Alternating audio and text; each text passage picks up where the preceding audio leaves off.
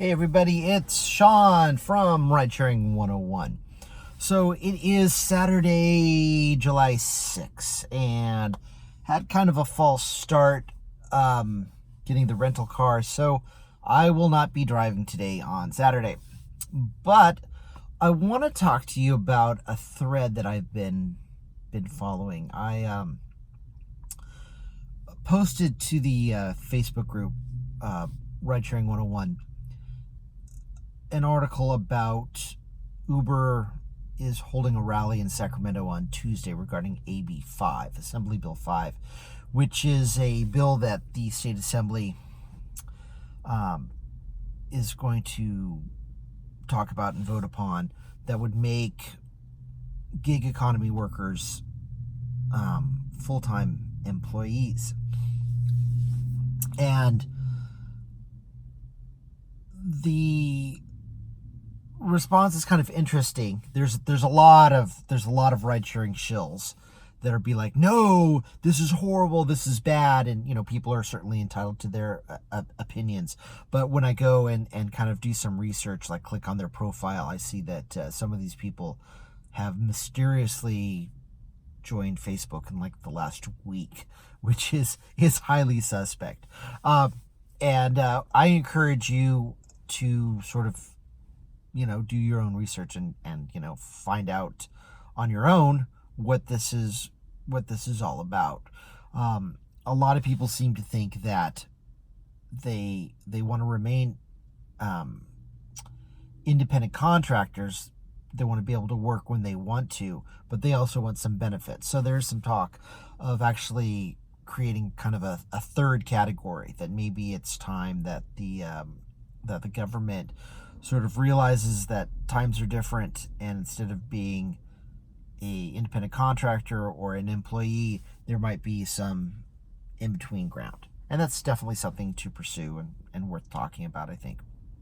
But I bring this up because one of the comments is, well, hey, if Uber and Lyft are going to have to make everybody employees, then it seems reasonable that they will cap the number of drivers.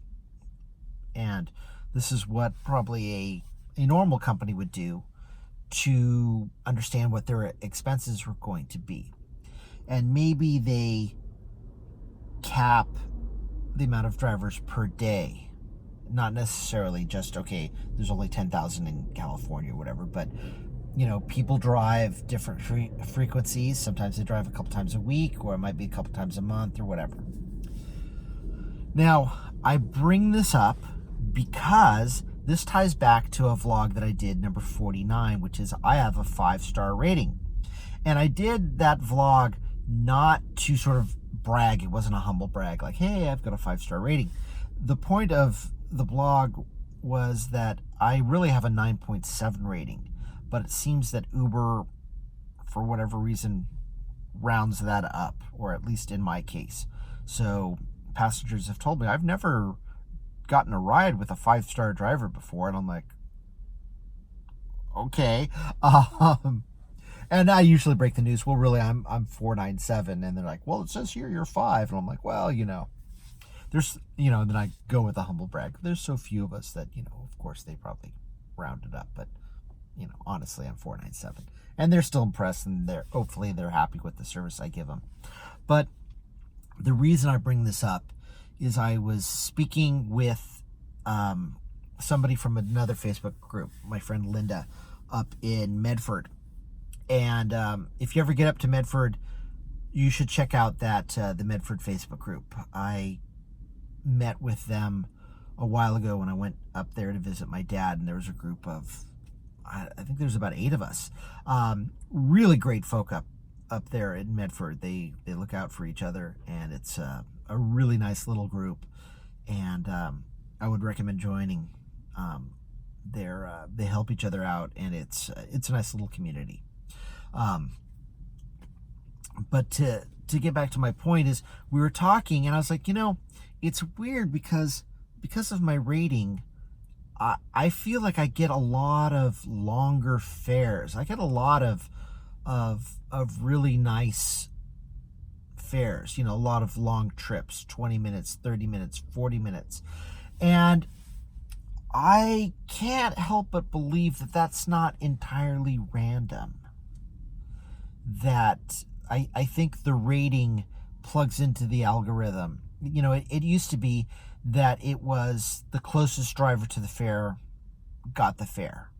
And then slowly over time, Uber kind of changed that, and they admitted that, it might not be the closest person. It could also have to do with somebody that's been waiting longer. And I've noticed, hey, I think I get these longer fares. And Linda was telling me that, she knows somebody that has a fairly high rating one like mine, and that this person might arrive at the airport lot that they have up there at the Medford Airport after the rest of the people, but mysteriously get an airport fare before they do. And I've noticed something similar where when I'm driving early in the morning, let's say 4:30 or 5, I'll get a request for somebody going to the airport, and it'll say on the request there that it's a or I don't know if it says it, or I figured out that it's a reservation. You can make a reservation on Uber.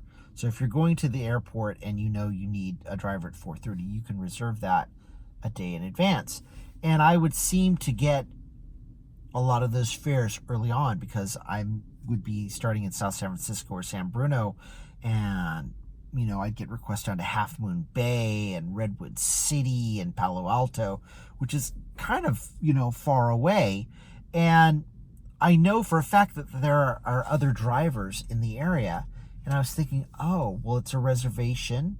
They probably want to encourage that. They want people to reserve rides. Uber does. So it would make sense that they would give those to their higher rated drivers. And this got me thinking with the comments of people like, well, if Uber has to make employees or make us employees, they will probably cap the amount of drivers, either like per month, per day, or whatever. And what criteria are they going to use? Well, it seems like they want drivers that probably have a certain amount of rides. And in my case, I think I'm close to 5,500 because I'm a part-time driver. And they want somebody with a lot of rides, a lot of experience, and a high rating. So if you're in the low zone, like maybe 1,000 or 2,000 rides, and you're like a 4.7, 4.75, this may be some concern to you. Now, the nice thing about ratings is your rating is based on your last 500 trips. So you can elevate your rating. You just have to work at it. And a couple of things that I do is at the end, I say thank you for being a great passenger.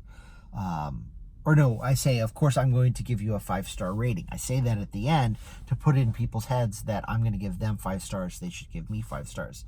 Linda mentioned that she thanks her passengers and she thanks them for being a 5-star passenger.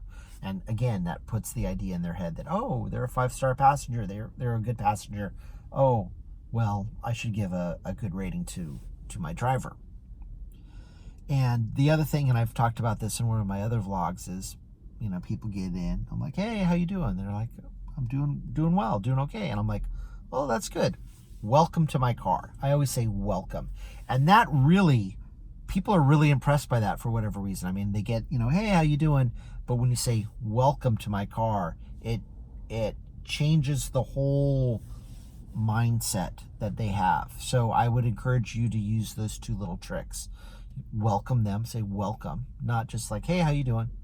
Or good morning, but welcome to my car, even if you don't say anything else, because that'll be the last thing that sticks in their mind until the end when you say, thank you for being a 5-star passenger.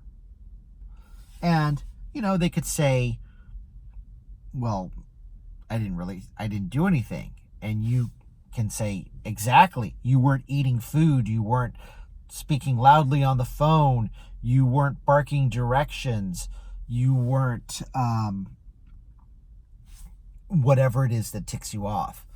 And they'll be like, and that could start some, conversation. Oh, people do that? Yeah. Oh, okay. Now, this is going to happen at the end, of course, but you want to, anything that puts an idea in your passenger's head of, hey, 5 stars is good, let me rate my driver 5-star, that's going to help you. Now, I should be at the rally on Tuesday in Sacramento. I'm planning on it. Hopefully I'll see you there. Show up early, get your $15 food truck voucher on Uber. And I'm going to speak with other folks that are there. I think the rideshare professor will be there. I would love to speak with him. Hopefully the entrepreneur will be there. But, maybe not, because I know there was 2 big earthquakes in Southern California. So I have much love for my Southern California brethren. I hope everybody is okay. I hope that doesn't prevent you all from traveling north to Sacramento to the capital to see what Uber has to say. But I will be there, and I look forward to seeing you all there. But just keep that in the back of your mind about the ratings and the caps, because that could be something important to you. And, think about that. Or it could be important in another way where you're like, well, look, I'm not, I got into this job because I'm not, kissing anybody's behind. So if, I have to do something like that to get a 5-star rating, then, I think I'll just exit this business. And that's, that's understandable too. I'm just here to kind of provide you guys with some information to add my insight as it is, and, kind of just put that out there for you to ask your own questions and do your own research and see what you come up with. So thank you all for listening, and I will see you in the next video. Please drive safely.